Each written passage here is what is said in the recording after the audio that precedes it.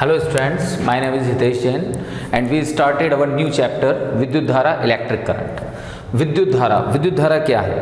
यहाँ पर एक कोई हमारे पास में कंडक्टर है, एक चालक है। इस चालक के यहाँ इस चालक में कोई आवेश Q प्रवाहित हो रहा है। इस तरह से ये गति कर रहा है, इस चालक के अंदर गति कर रहा है, ठीक है। तो यहाँ पर इस चालक के अंदर जब ये आवेश प्रवाहित हो रहा है तो उस कंडीशन में हम यहाँ देखते हैं कि जब ये आवेश प्रवाहित होगा तो आवेश प्रवाह के कारण से यहाँ क्या उत्पन्न होगी? धारा। यानी इस पूरे पथ में जो धारा चलेगी वो कैसे चलेगी? इस तरह से, ठीक है। बेसिकली जो इसका लॉजिक है ये हम 10th में भी पढ़ चुके हैं विद्युत धारा में। तो आवेश चला कहाँ से कहाँ तक? आवेश चला माइनस से प्लस पे, यानी आवेश के रूप में कौन चला? इलेक्ट्रॉन चला माइनस से प्लस पे, और धारा भाई प्लस से माइनस। तो अगर हम धारा को डिफाइन करते हैं तो धारा होता है आवेश प्रवाह की दर। लेकिन आवेश प्रवाह की दर क्या? अगर मैं इस कंडक्टिंग वायर में, इस चालक तार में कोई एकांक क्षेत्रफल कंसिडर कर लेता हूँ, कोई एक छोटा भाग कंसिडर कर लेता हूँ, तो मैं डेफिनेशन क्या बनाता हूँ कि किसी एकांक अनुप्रस्थ काट क्षेत्र से प्रति सेकंड गुजरने वाली आवेश की मात्रा क्या कहलाती है? धारा कहलाती है। किसी एकांक अनुप्रस्थ काट क्षेत्र से एकांक समय में प्रवाहित आवेश की मात्रा क्या कहलाती है? धारा। मैंने माना कि कोई एकांक क्षेत्रफल, ये छोटा सा क्षेत्रफल है, इससे डेल्टा क्यू आवेश प्रवाहित हो रहा है डेल्टा टी समय में। डेल्टा क्यू आवेश प्रवाहित हुआ कितने समय में? डेल्टा टी समय में। तो यहाँ पर जो धारा आएगी, इस धारा को हम क्या नाम देंगे? औसत धारा। अब औसत धारा क्यों कहा? क्योंकि ये पूरा तार सिर्फ इतने से अल्पांश से थोड़ी है। छोटा अल्पांश यहाँ भी होगा, यहाँ भी होगा, यहाँ भी होगा, यहाँ भी होगा, तो इन सारे अल्पांशों का क्या ले लेंगे मैम? एवरेज। तो ये जो करंट आएगी, ये करंट कहलाएगी आपकी I average equals to delta Q by delta T. इसको हम बोलते हैं औसत धारा। अगर मुझे पर्टिकुलर किसी क्षण पर, किसी एक क्षण विशेष पर धारा का मान ज्ञात करना है तो उस क्षण विशेष पर जो धारा प्रवाह होता है उसे हम कहते हैं तात्क्षणिक धारा। कौन सी धारा कहते हैं? तात्क्षणिक। तो आई तात्क्षणिक जब निकालते हैं तो आई तात्क्षणिक बराबर होता है आपका limit delta T tends to 0 delta Q by delta T. तो जब हम इसे सॉल्व करते हैं तो सॉल्व करने पे क्या आता है? ये d q by d t. तो ये आपकी कौन सी धारा कहलाती है? तात्क्षणिक धारा। और ऊपर वाली कौन सी धारा कहलाती है? औसत धारा, ठीक है। अब यहाँ से अगर हम धारा का मात्रक निकालते हैं तो धारा का मात्रक क्या निकलेगा? आवेश का मात्रक तो होता है कूलम और धारा का मात्रक होता है सेकंड। तो धारा का मात्रक हो गया एस आई मात्रक कूलम पर सेकंड। और अगर इसका विमीय सूत्र हम देखते हैं तो कूलम यानी धारा इंटू समय आई टी अपॉन टी। तो आई का तो हो गया एम्पियर, टी का T1 अपॉन T1, तो ये तो कैंसिल। तो M not L not T not A1। तो ये विमीय सूत्र हो गया आपके धारा का, ठीक है।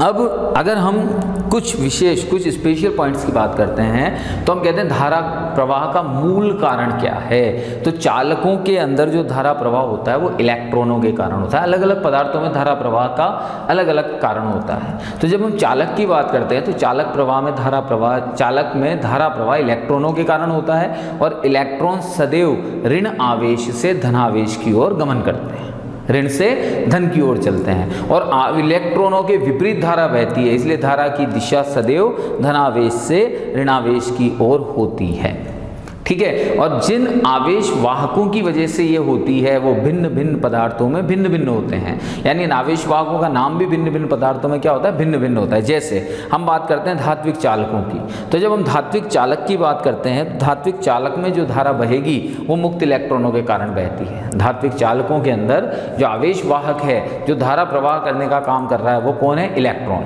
ओके। सेकेंडली हम बात करते हैं विद्युत अपघट्यों की। विद्युत अपघट्य मतलब जैसे NaCl का घोल हो गया, तो विद्युत अपघट्यों में जो धारा बहेगी वो धन और ऋण आयनों के कारण प्रवाहित होती है, उसमें आयन चलते हैं, आयन धारा प्रवाह का काम करते हैं। अर्धचालक सेमीकंडक्टर्स की अगर हम बात करते हैं, जैसे सिलिकॉन, जर्मेनियम, ये सब क्या है, सेमीकंडक्टर। इलेक्ट्रॉनिक्स में हम लोग पढ़ेंगे, तो सेमीकंडक्टर्स के अंदर जो धारा प्रवाह का मूल कारण है, धारा जिसके कारण से प्रवाहित होती है, वो होते हैं इलेक्ट्रॉन और होल। अब ये इलेक्ट्रॉन और होल क्या होते हैं, इसको मैं थोड़ा सा समझाऊंगा आपको कि अगर किसी स्थान से कोई इलेक्ट्रॉन मूव कर जाता है, अपना स्थान बदल देता है, स्थान छोड़ देता है, तो वहाँ एक ब्लैंक प्लेस बन जाता है। उस ब्लैंक प्लेस को हम बोलते हैं होल। इसको केमिस्ट्री की लैंग्वेज में मैं ऐसे समझा सकता हूँ आपको कि किसी पदार्थ ने, किसी वस्तु ने अगर इलेक्ट्रॉन त्यागा या किसी तत्व ने इलेक्ट्रॉन त्यागा, तो इलेक्ट्रॉन त्यागने पर उस स्थान पर प्लस बन जाता है। जैसे O2-, तो O2- तो कब आया, जब 2 इलेक्ट्रॉन इसके पास हैं। हीलियम 2+ क्यों आया, क्योंकि इसने 2 इलेक्ट्रॉन त्याग दिए। तो जब त्यागा जाता है तो उसकी जगह पर हम क्या लगाते हैं, प्लस। तो अर्धचालकों के अंदर, इलेक्ट्रॉनिक्स के अंदर उस प्लस को होल का नाम दिया जाता है। तो अर्धचालकों के अंदर जो धारा प्रवाह का मूल कारण है या धारा प्रवाह के लिए जो उत्तरदायी हैं, वो उत्तरदायी कौन होते हैं, इलेक्ट्रॉन और होल। ठीक है। जितने भी विसर्जन नलिकाएं होती हैं, विसर्जन नलिकाएं मतलब डिस्चार्जिंग ट्यूब्स, जिसमें अंदर गैसें प्रवाहित होती हैं, उन गैसों के अंदर भी धारा प्रवाह होता है, उन गैसों के कारण भी धारा प्रवाह होता है। और उस धारा प्रवाह का जो मूल कारण है वो होते हैं आयन और इलेक्ट्रॉन।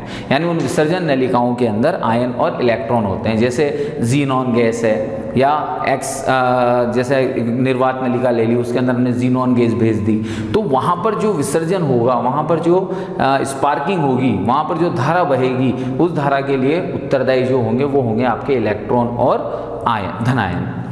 ओके। अब यहाँ पर हम सबसे इम्पोर्टेंट चीज़ बात करते हैं धारा की, कि धारा कौन सी राशि है। जब हम राशियों की बात करते हैं तो राशियाँ 3 प्रकार की होती हैं, अदिश, सदिश और प्रदिश। सबसे पहले धारा को अगर हम बात करें तो भाई धारा में दिशा है, प्लस से माइनस चलती है। ठीक है। धारा का परिमाण भी होता है, 5 एम्पियर, 10 एम्पियर, 20 एम्पियर। जैसे कोई चालक तार है, उस चालक तार के अंदर, जैसे ये चालक तार है आपका, ये चालक तार है, और इस चालक तार के अंदर 5 एम्पियर धारा प्रवाहित हो रही है, और प्लस से माइनस प्रवाहित हो रही है। दिशा भी है और परिमाण भी है। तो अगर इस हिसाब से मैं बात करता हूँ तो दिशा और परिमाण होने के कारण से धारा कौन सी राशि होनी चाहिए, सदिश राशि। लेकिन वास्तविकता में धारा कौन सी राशि है, वास्तविकता में धारा एक अदिश राशि है। उसका मूल कारण क्या है, उसका मूल कारण यह है कि ये सदिश बीजगणित के नियमों का पालन नहीं करती। अब आप कहेंगे सदिश बीजगणित होते क्या हैं, या सदिश बीजगणित का नियम क्या होता है। तो हम लोगों ने 11वीं क्लास के अंदर 3 नियम पढ़े हैं, त्रिभुज नियम, समांतर चतुर्भुज नियम और बहुभुज नियम। तो इनकी सहायता से अगर योग होता है जिन राशियों का, तो वो सदिश राशियां होती हैं, और जहां पर ये नियम लागू नहीं होते वो अदिश होती हैं। अब अगर मैं यहाँ पर एक एग्जांपल लेता हूँ, एक जाल हम लेते हैं जिसमें बहुत सारे तार जुड़े हुए हैं, इस तरह से यूं। ठीक है। जैसे ये 5 एम्पियर, ये 2 एम्पियर, ये 1 एम्पियर, ये 3 एम्पियर, ये 4 एम्पियर, इस तरह से। मैंने आपसे कहा इस बिंदु पर धाराओं का मान कितना होगा, इस बिंदु पर धारा कितनी होगी, तो आप क्या करेंगे, सामान्य रूप में आप इन सबको जोड़ देंगे। तो जहां आपने जोड़ दिया वहां आपकी सामान्य बीजगणित लागू हो गई, और सामान्य बीजगणित लागू होने का मतलब है कि यह सदिश बीजगणित के नियमों का पालन नहीं कर रही। तो इसका मतलब धारा के पास परिमाण और दिशा होने के बाद भी यह एक अदिश राशि है। तो धारा को क्या बोला गया यहाँ पर, एक अदिश राशि। ओके, ठीक है। अब इसके बाद में एक क्वांटिटी निकल के आती है अपनी,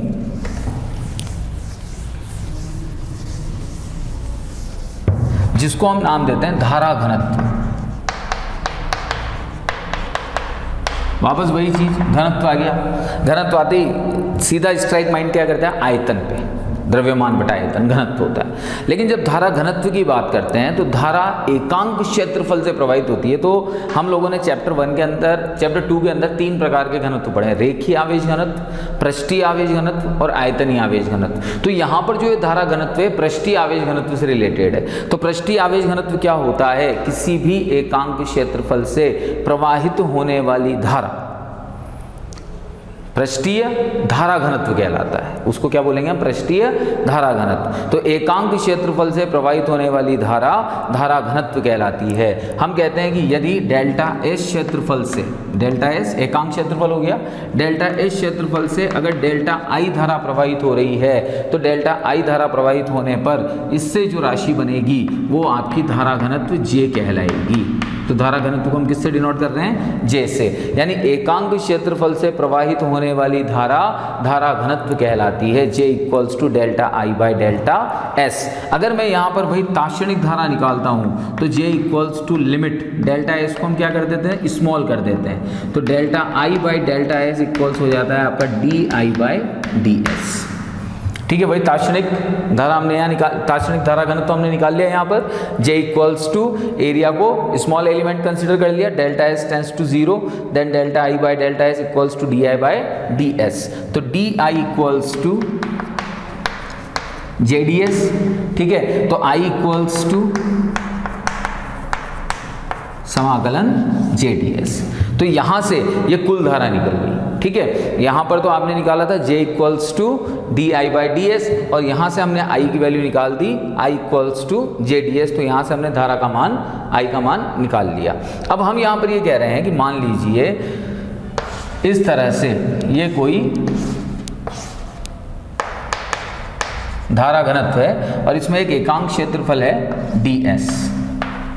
ये इसके साथ में एंगल बना रहा है थीटा।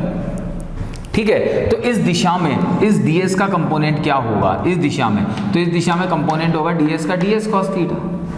ठीक है, तो यहां पर ये दोनों एक ही दिशा में हो गए तो इसको मैं क्या लिख सकता हूं? j ds cos theta. ठीक है, तो यहां से जब हम इसको सॉल्व करेंगे तो i di equals to j dot ds, क्योंकि जो cos थीटा होता है वो cos थीटा अदिश गुणन के रूप में आता है। तो di इक्वल्स टू क्या हो गया? j dot ds। ठीक है, तो यहां से अगर मैं i की वैल्यू निकालता हूं तो i की वैल्यू क्या निकलेगी? वापस वही j डॉट ds। तो कुल मिलाकर कहने का मतलब ये हो गया कि किसी भी एकांक क्षेत्रफल से जब हम धारा को प्रवाहित करते हैं तो धारा प्रवाह एकांक क्षेत्रफल से जो धारा प्रवाह होगा वही उसका धारा घनत्व कहलाएगा। और जहां हम क्षेत्रफल की बात करते हैं तो क्षेत्रफल इस कंडीशन में एक सदिश राशि है, क्योंकि जैसे जैसे इसका इंक्लाइनेशन चेंज होता जाएगा एंगल की वैल्यू चेंज होती जाएगी, और एंगल की वैल्यू अगर चेंज होती जाएगी तो आई का मान चेंज होता जाएगा। तो यह हमेशा ध्यान रखिएगा कि क्षेत्रफल उस स्थान पर सदिश राशि होती है जहाँ पर उसके अभिविन्यास में परिवर्तन होने से उससे संबद्ध राशि में परिवर्तन हो जाता है, तो फिर वहाँ क्षेत्रफल एक सदिश राशि कंसीडर हो जाएगी। ठीक है, तो यहां पर कुल मिलाकर I इक्वल्स टू हो गया आपका J डॉट ds और जो धारा घनत्व है वो आपकी एक सदिश राशि कहलाएगी, जबकि धारा कौन सी राशि है? एक अदिश राशि है। ठीक है, ओके। नाउ अब हम बात करते हैं नेक्स्ट टॉपिक पे।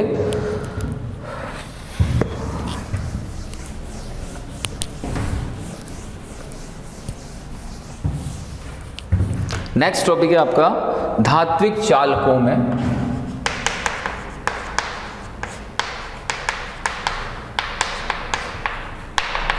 धात्विक चालकों में विद्युत आवेश का प्रवाह।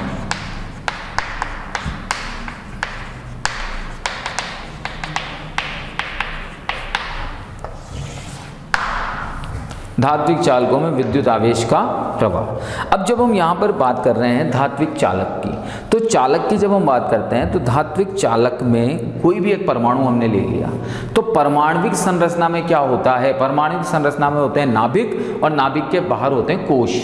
नाभिक का सबसे बाह्यतम कोश होता है, उसमें जो इलेक्ट्रॉन होता है वो इलेक्ट्रॉन नाभिक के साथ दुर्बल बंध द्वारा बंधित होता है, और दुर्बल बंध द्वारा बंधे होने के कारण से थोड़ी सी ऊर्जा पाते इलेक्ट्रॉन वहाँ से क्या हो जाता है? मुक्त हो जाता है। इलेक्ट्रॉन मुक्त होते हुए उस इलेक्ट्रॉन को हम बोलते हैं मुक्त इलेक्ट्रॉन। उस इलेक्ट्रॉन को क्या बोला जाता है? मुक्त इलेक्ट्रॉन। और कुछ इलेक्ट्रॉन ऐसे होते हैं जो नाभिक के अत्यधिक समीप होते हैं, और नाभिक के अत्यधिक समीप होने के कारण से वो नाभिक के साथ प्रबल बंध द्वारा बंधित होते हैं, जिसके कारण से उन्हें मुक्त करने के लिए अत्यधिक ऊर्जा की आवश्यकता होती है। है तो उन इलेक्ट्रॉनों को बोला जाता है बद्ध इलेक्ट्रॉन।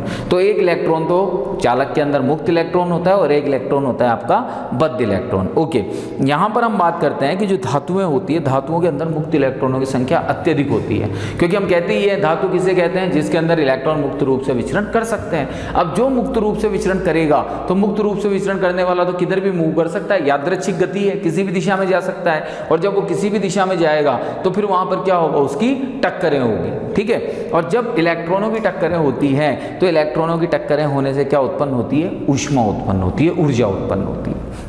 यहाँ पर हम ये कहते हैं कि जब दो इलेक्ट्रॉनों के बीच में क्रमागत टक्करें होती हैं तो उन क्रमागत टक्करों में लगने वाला जो समय है उस समय को हम विश्रांति काल कहते हैं।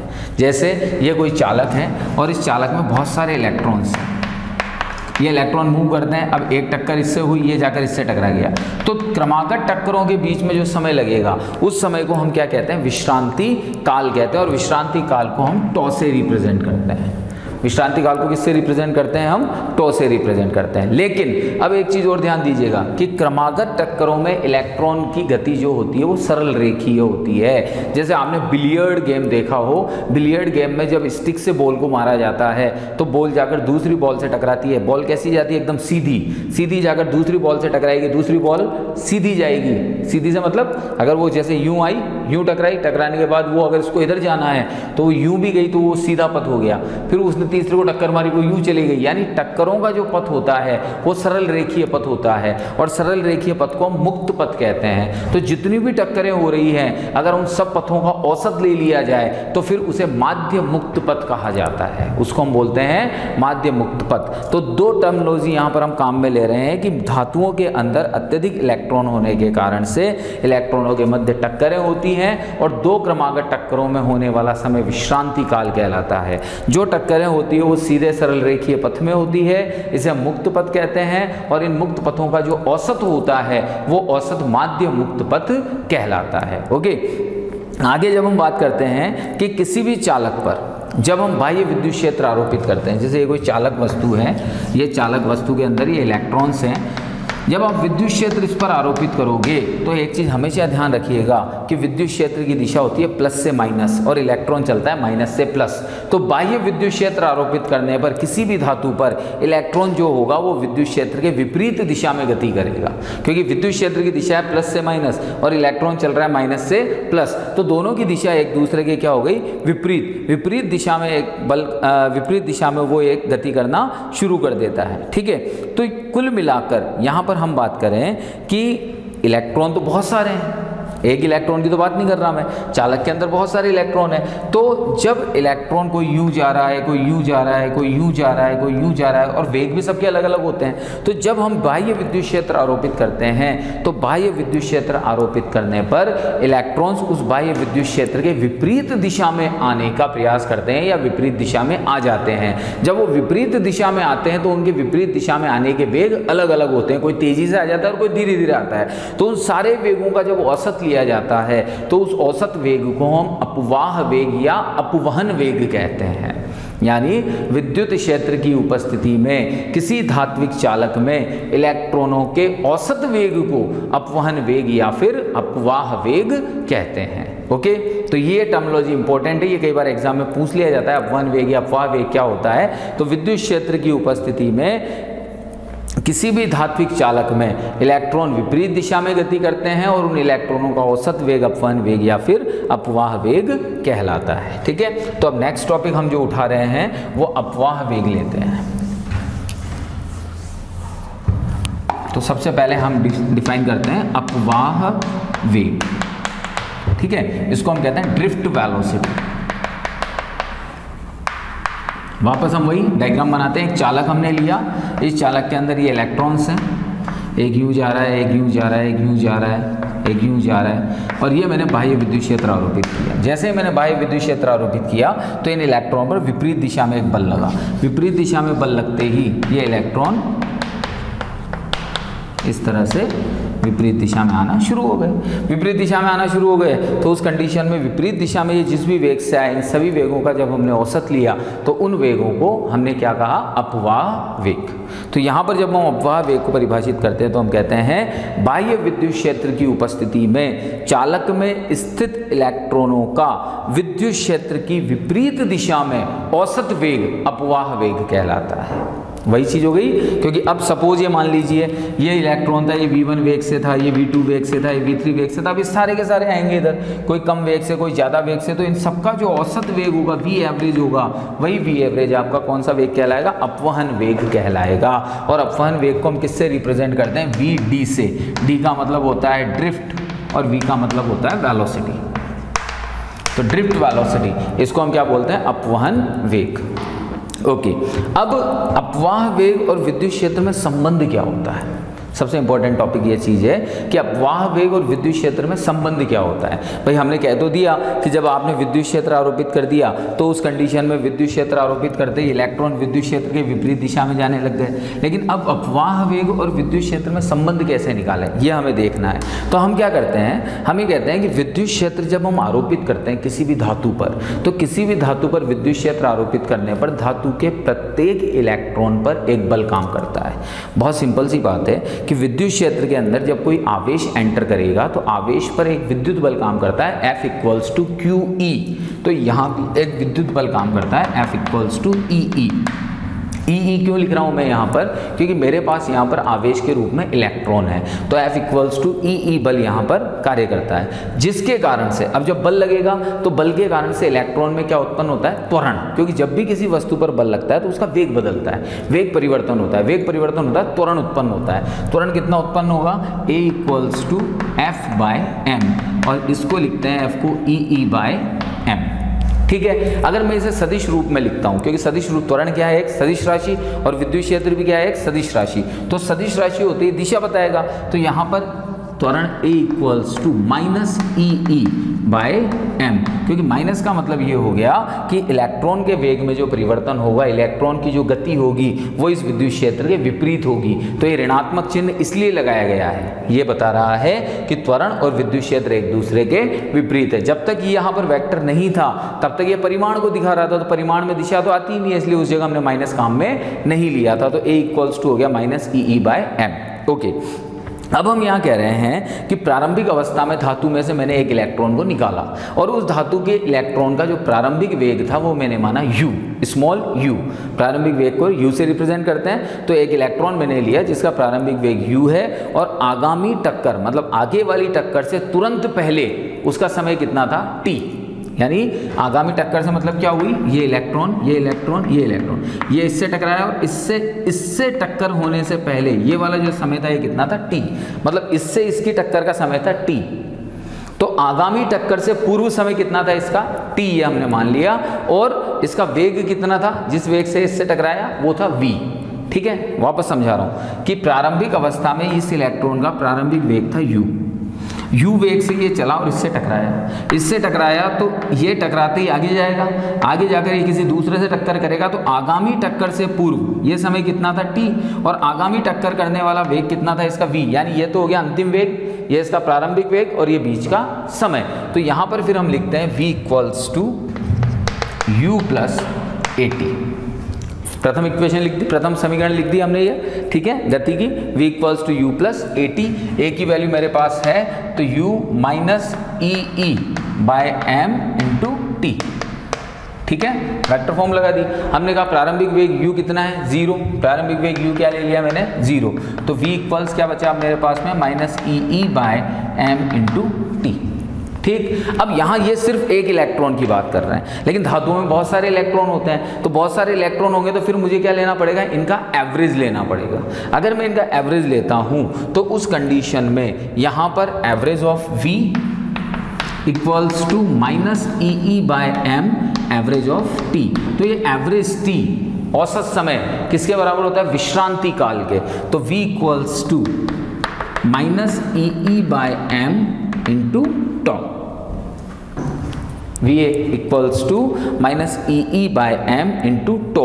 और ये जो एवरेज वेलोसिटी आई है, ये जो औसत वेग आया है, ये औसत वेग क्या कहलाता है विद्युत क्षेत्र की उपस्थिति में? अपवहन वेग। तो इस एवरेज V को क्या लिखता हूं मैं? VD equals to minus EE/m into tau.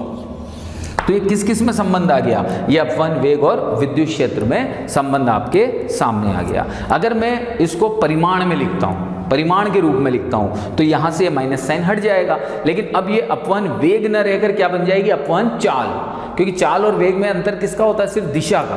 तो जैसे मैं यहाँ से परिमाण के रूप में इसे लिखता हूँ, तो वी डी इक्वल्स टू हो गया ई बाय एम इंटू टॉ। तो ये मेरी कहलाएगी अपवाह चाल,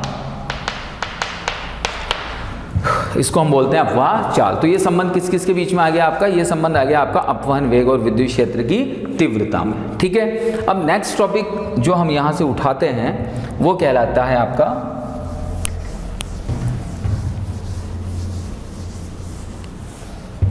गतिशीलता।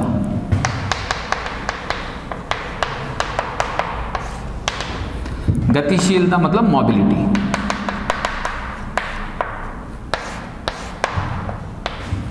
अब मोबिलिटी क्या होती है, गतिशीलता की अगर हम बात करते हैं तो हम ये कहते हैं कि अपवहन वेग कब बना, कैसे बना, विद्युत क्षेत्र के कारण से। विद्युत क्षेत्र आया, विद्युत क्षेत्र पर हमने विद्युत क्षेत्र को आरोपित किया, आरोपित करने से इलेक्ट्रॉन विद्युत क्षेत्र की विपरीत दिशा में गति की है, औसत वेग निकला और उस औसत वेग को हमने नाम दे दिया अपवहन वेग। तो इसका मतलब ये हो गया कि जितना प्रबल विद्युत क्षेत्र तुम आरोपित करोगे, अपवहन वेग का मान उतना ही अधिक होगा। तो यानी Vd डायरेक्टली प्रोपोर्शनल हो गया E के। आप प्रबल विद्युत क्षेत्र बढ़ाते जाओ, तेजी से इलेक्ट्रॉन मूव करता जाएगा। तो Vd जैसे यहाँ से हटेगा तो कोई प्रोपोर्शनल साइन आएगा, दिस इज म्यू। तो Vd इक्वल्स टू क्या हो गया, म्यू E। ये जो म्यू कांस्टेंट आया है, इस म्यू कांस्टेंट को हम कहते हैं मोबिलिटी, गतिशीलता। तो म्यू इक्वल्स टू हो गई तुम्हारी Vd बाय E। तो अगर हम यहाँ पर म्यू को परिभाषित करते हैं तो म्यू को परिभाषित करने की सिंपल सी डेफिनेशन क्या बनती है कि एकांक विद्युत क्षेत्र के लिए अपवाह चाल, एकांक विद्युत क्षेत्र के लिए अपवाह चाल क्या कहलाती है, गतिशीलता कहलाती है। ठीक है, एकांक विद्युत क्षेत्र के लिए अपवाह चाल गतिशीलता कहलाती है। अब जब हम यहाँ वैल्यू पुट करते हैं Vd की, तो Vd की वैल्यू क्या है, e by m into tau upon e. तो ई से ई क्या हो जाएगा, कैंसिल। तो mu equals to e tau by m. अब ई तो क्या है, इलेक्ट्रॉन का आवेश, टो क्या है, विश्रांति काल समय, एम क्या है, द्रव्यमान। ठीक है, तो आपके म्यू का फॉर्मूला बन गया ई बाय एम इंटू टॉ। और ये क्या है, एक पॉजिटिव क्वांटिटी है। म्यू एक अदिश राशि भी कह सकते हो आप, परिमाण के रूप में होती है, इसलिए यह एक धनात्मक राशि है। और धनात्मक राशि है, जब हम यहाँ पर इसके मात्रक की बात करते हैं तो इसके मात्रक की अगर हम बात करेंगे तो ई तो है आपका, इसके मात्रक में mu equals to Vd by e. तो Vd तो है आपका वेग, वेग का मात्रक मीटर पर सेकंड। ई क्या है, विद्युत क्षेत्र, विद्युत क्षेत्र का मात्रक क्या होता है, न्यूटन पर कूलाम या फिर वोल्ट पर मीटर, यही होता है। तो metre square upon volt into second. तो ये आपके म्यू का मात्रक हो गया, तो इसे गतिशीलता का मात्रक कहते हैं। ठीक है, अगर हम दो भिन्न भिन्न धातुओं की बात करते हैं तो यहाँ से म्यू1 ई अगर कांस्टेंट है तो ई, यदि ई क्या है, कांस्टेंट, तो अगर ई कांस्टेंट हो गया तो म्यू डायरेक्टली प्रोपोर्शनल हो गया Vd के। तो म्यू1 अपॉन म्यू2 इक्वल्स टू हो गया Vd1 अपॉन Vd2। तो इसका मतलब ये हो गया यहाँ पर आपके कि इलेक्ट्रॉन की अपवहन चाल वहाँ अधिक होगी जहाँ उसकी गतिशीलता अधिक होगी, या यूँ कह सकते हैं कि अगर अपवहन चाल अधिक है तो गतिशीलता भी अधिक होगी। ओके बेटा, थैंक यू।